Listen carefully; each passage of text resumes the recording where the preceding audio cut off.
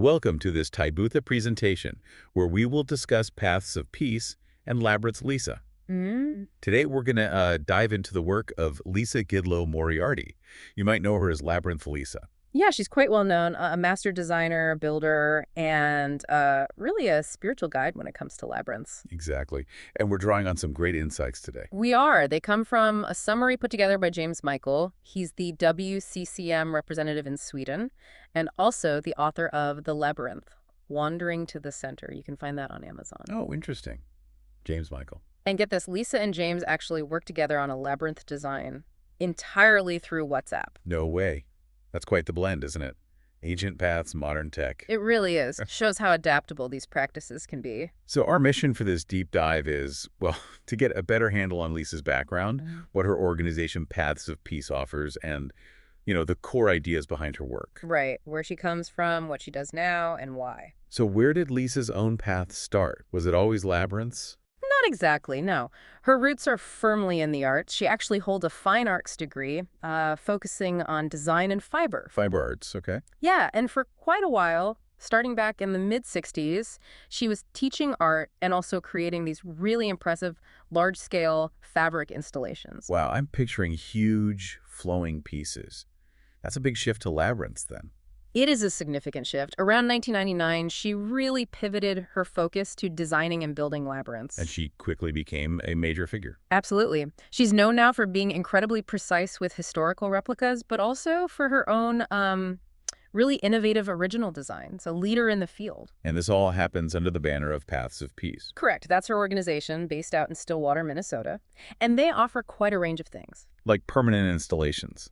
The kind you might find outdoors. Exactly. They build permanent ones using materials like concrete and stone, real durable contemplative spaces. But not just permanent ones, right? No, they also make portable labyrinths, canvas ones. Ah, okay. Which is great for like workshops. Yeah. Or other events. Well, precisely. Temporary settings, different groups. It makes the labyrinth experience much more accessible, That makes sense. Anything else? Oh, yes.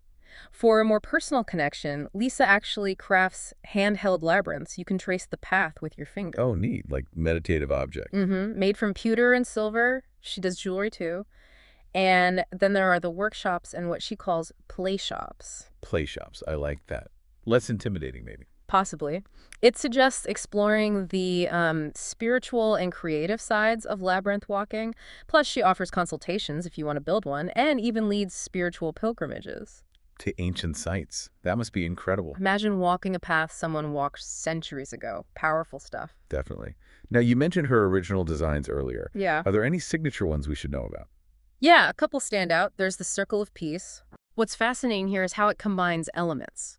It takes the sort of simpler unicursal path of classical designs, think ancient Crete, and blends it with the more complex winding patterns of medieval ones like Chartres. So it aims for a specific feeling. Yeah, the goal is a really balanced meditative walk, kind of the best of both worlds. Interesting. And there was another one. The Dancing Woman Labyrinth. That sounds evocative. It really is. It's inspired by something called the Baltic wheel design, but Lisa added a unique feature, a secondary path that also leads to the center. A secondary path. Why? It's meant to symbolize the distinct journeys, the transformations, often associated with women's lives specifically, adds a whole other layer of meaning. That's quite profound.